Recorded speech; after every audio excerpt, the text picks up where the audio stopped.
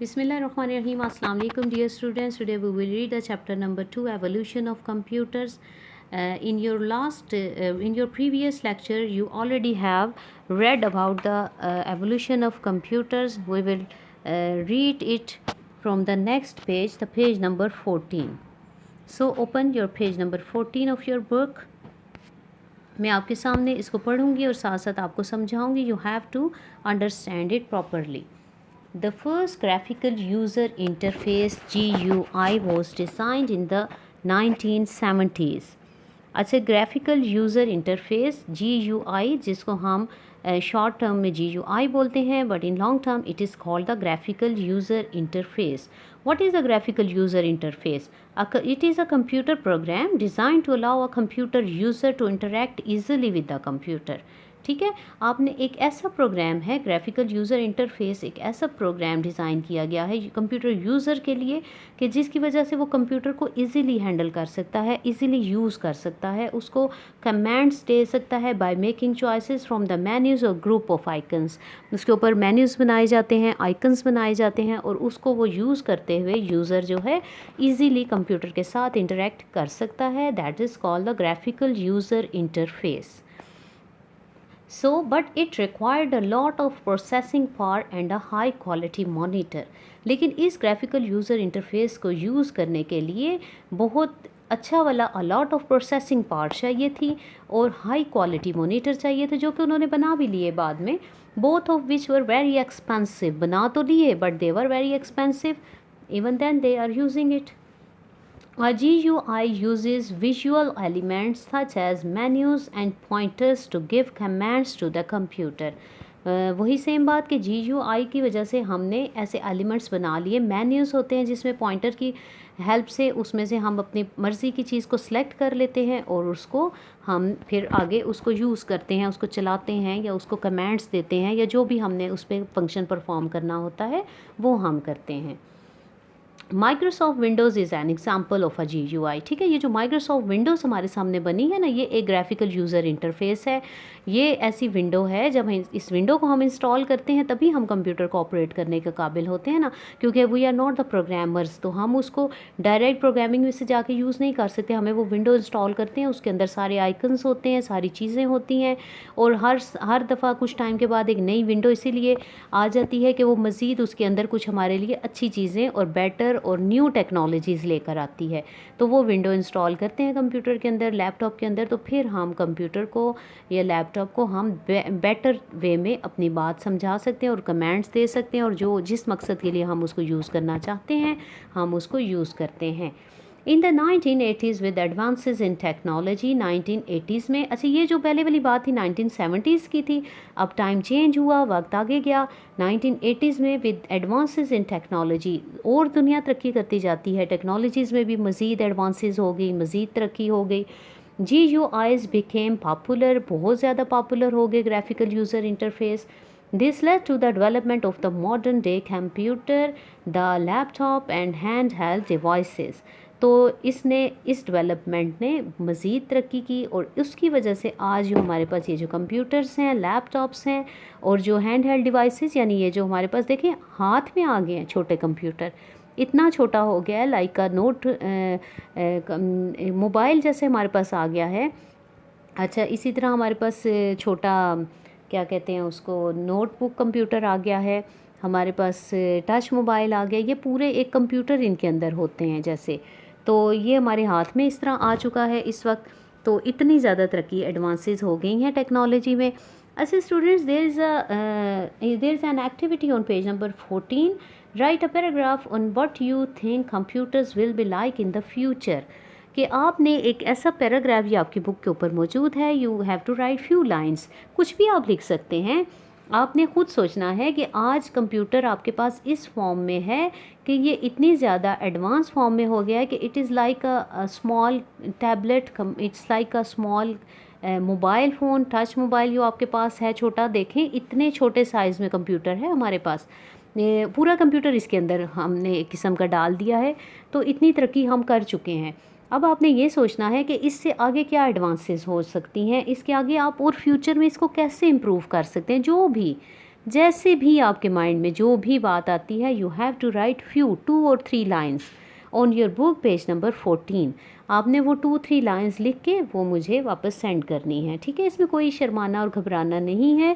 जो भी आइडियाज़ हैं आपके, जो भी आपका माइंड है, यू हैव टू थिंक, आपने थोड़ी देर बैठ के सोचना है कि आप अगर हों और इसी कंप्यूटर को आप मज़ीद कैसे तरक्की दे सकते हैं और कैसे अच्छा बना सकते हैं। Okay, you have to write it on your book page number 14 and send a picture to me. Now come to the page number 15। Here you can see write the answers to the given clues। यहाँ पे आपने देखना है कि आपको कुछ clues दिए गए हैं और आपने उनके आंसर्स लिखने हैं। So on page number 15 you will see the write the answers to the given clues। आपको कुछ यहाँ पे स्टेटमेंट्स दी गई हैं। You have to understand the statement and you have to write the answer। The first statement is messages sent through the internet। के messages जो कि हम इंटरनेट के थ्रू सेंड करते हैं। You already have read it in your previous lecture कि आपने पढ़ा था उसमें कि कैसे मैसेजेस जो इंटरनेट के थ्रू सेंड करते हैं उनको क्या बोलते हैं।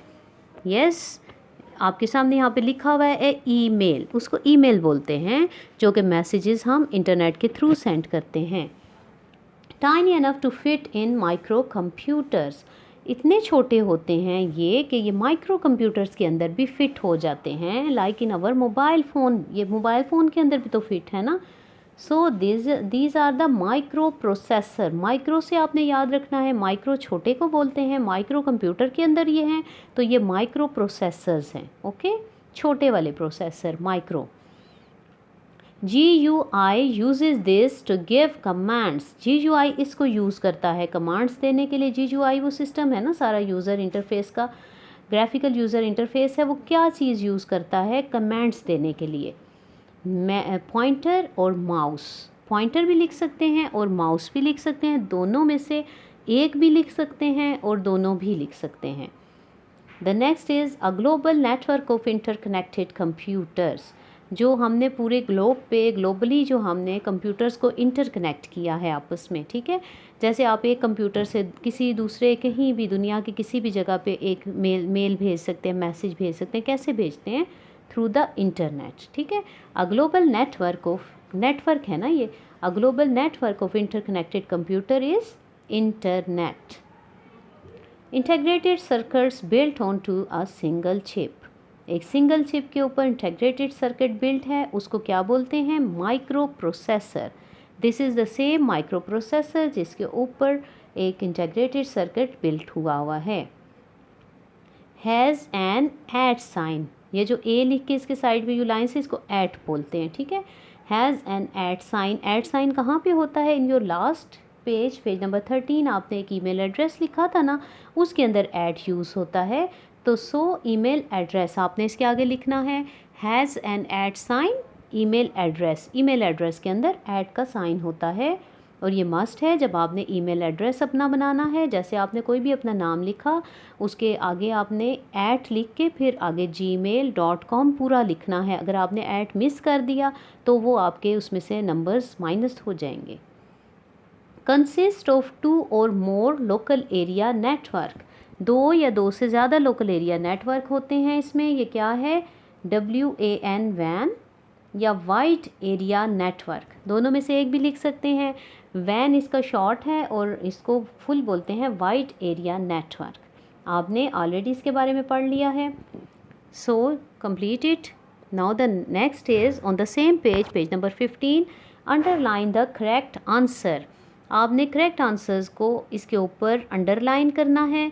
Computers on the internet are joined by, computers on the internet joined by, कैसे ज्वाइन होते हैं वो सैटेलाइट के थ्रू ज्वाइन होते हैं। आपने सैटेलाइट को अंडरलाइन करना है, राइट। आपने सैटेलाइट को अंडरलाइन करना है जैसे कि मैंने आपके सामने किया।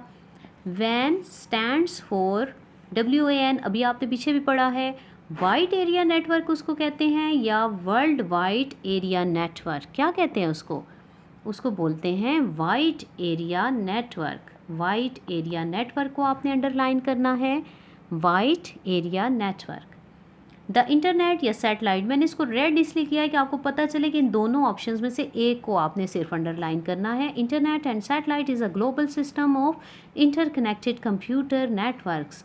नेटवर्क्स अभी आपने इसके बारे में पढ़ा है। ये इंटरनेट इसको बोलते हैं जो ग्लोबली सिस्टम इंटरकनेक्टेड होते हैं कंप्यूटर्स, उनको इंटरनेट बोलते हैं। ये सैटेलाइट वो इंटरनेट के थ्रू कनेक्ट होते हैं। A computer network within a home is called a local area network या लार्ज एरिया नेटवर्क। जो computer within a home, घर के अंदर जो नेटवर्क हुए हुए होते हैं उसको क्या बोलते हैं? अ कंप्यूटर नेटवर्क, जो घर के अंदर नेटवर्क कंप्यूटर के अंदर होता है उसको क्या बोलते हैं? Local area network. ठीक है, वो लोकल होते हैं ना, आपके अपने एरिया के होते हैं, उसी जगह के होते हैं। सर्च नेटवर्क्स या search engines help us find information on the internet. Search networks के साथ हम इंटरनेट से इंफॉर्मेशन हासिल करते हैं या सर्च इंजन्स से। तो this is the search engines, आपने इंजन्स को अंडरलाइन करना है। द नेक्स्ट इज़ इलेक्ट्रॉनिक या इलेक्ट्रिकल मेल। कौन सा इसमें से ठीक है? इलेक्ट्रॉनिक मेल, अच्छा ये इसको रेड नहीं कर सकी, सॉरी, लेकिन ये दोनों हैं ऑप्शंस, इलेक्ट्रॉनिक या electrical mail enables us to send messages through the internet। आप इसको इलेक्ट्रिकल मेल बोलते हैं या इलेक्ट्रॉनिक मेल, इसी से प्रॉपर नाम होता है ना हर चीज़ का। तो आपने इलेक्ट्रॉनिक को अंडरलाइन करना है। इसको हम electronic mail enables us to send messages। ठीक है, ये हमें मैसेजेस सेंड करने को एनेबल करता है। So student, this is all about this lesson. आपने इन्हीं पेजेस को रीड करना है, पेज नंबर 14, पेज नंबर 15 को आपने रीड करना है और आपने इसको समझना भी है। इस लेक्चर को आप अगेन भी सुन सकते हैं फॉर प्रॉपर अंडरस्टैंडिंग। एंड आपने fill in the blanks and underline the correct answers को अच्छी तरीके से याद करना है। ओके, टेक केयर, अल्लाह हाफिज़।